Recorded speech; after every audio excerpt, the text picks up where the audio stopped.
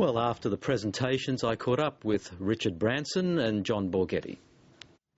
Well, Sir Richard Branson, John Borghetti, thanks for joining the program. Pleasure. So, Richard, if I could ask you first, you're quoted as saying that this will shake up the Australian travel market on an even larger scale than it did 10 years ago when Virgin Blue entered the market. I mean, we've still got 4 domestic carriers. Why do you say that? Well, basically because Qantas controls 90% of the lucrative business market. If we can get 10 or 20% of that business market to move over to the new Virgin Australia, that will give us the firepower to bring fares down in the economy class, to invest in economy class. In fact, we're already doing that with new leather seats and new entertainment systems, and really give Qantas a run for their money. So as the major investor, when would you expect to see some material benefit to the bottom line? Well, as the largest investor in the company, I'm a great believer in giving people like John a chance to reinvent an airline. I mean, it's an enormous job to completely change an airline like Virgin Blue, to completely rebrand all the different airlines, Via Australia, Pacific Blue, Virgin Blue, etc., all into one brand. Massive job, but I'm sure that in a year or so's time, we'll start seeing the benefits of it coming through to the bottom line. Well, John Borghetti, does that gel with what you were thinking a year's time? Absolutely it does. Absolutely it does. I mean, we said when I started in the role about 11 months now, nearly 12 months ago, that we had a very clear strategy and that we would roll out the bulk of that strategy within a 12-month period, and we've done that. Obviously, there's a lot more to come. It doesn't end here, although today is day one of the new airline, and we're right on track to do that. There is no question in my mind that obtaining 20% of the business market in this country is absolutely doable.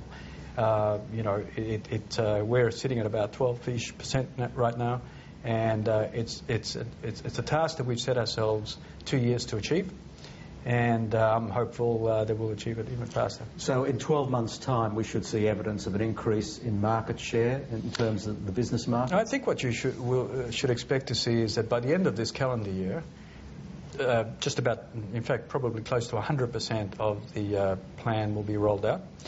And we've always said that financial year 12 and even calendar year 12, you'll start seeing the benefits of the strategy. Obviously, it'll ramp up as calendar year 12 progresses, yes. I mean, it's not going to be an easy task. Some of the possible business clients I've spoken to suggest that the one thing they want, at least initially, is on-time performance, and it seems that you lag Qantas by a long way on arrivals and departures. Absolutely right. Our performance, on-time performance, has not been good. We've gone through quite a significant change in that part of the business. We've recently employed a very senior executive from United Airlines to be effectively our Chief Operating Officer, and he's already made some significant changes to the point that you will start seeing an improvement on punctuality from this month. And you've got that alliance with Etihad, which most people think is quite effective, but you've still got a shortfall in the United States, you've still got a shortfall in Asia in terms of the alliances you need to strike. How long before you're able to offer, say, the access and the connection that Qantas offers in the United States and Asia? America, we're waiting to hear. As you know, the Department of Transport initially rejected the alliance. However, we've been in constant dialogue with them, and they've been very, very good at listening to our case. I don't have a time frame, but I would expect that sometime in the next 12 months, the next 2 months, we will definitely get a response, and I'm hopeful. Asia, we've said from day one that we are going to roll out an Asian strategy by the end of this calendar year, and we're right on track to do that. Well, so Richard, have you made any money out of Virgin Blue since the company was floated, or has it just been throwing good money after bad? We've had a reasonable return out of our investment in Virgin Blue, and I think that we will make a reasonable return in the years to come. Is this, to some extent, the last throw of the dice for Virgin Blue? Could there be any further incarnations if this strategy to go up market doesn't work? It's certain. I mean, you know, we're going up market in that we're going to go and capture a chunk of Qantas's business market, but we're also going to give economy class passengers, which are the vast bulk of our seats, a far better product than they've had in the past. And they've actually had a pretty damn good product in the past. I mean, if you walk onto our new 737s, they're just mind-boggling. I mean, they're just so much better than Qantas. So, you know, once people start, you know, experiencing our new planes, they're not going to want to travel on Qantas again. John, if I could ask you, do you think there is room, long-term, for 4 domestic carriers in Australia? I think the critical question is how much capacity each airline puts into the market. That is far more important.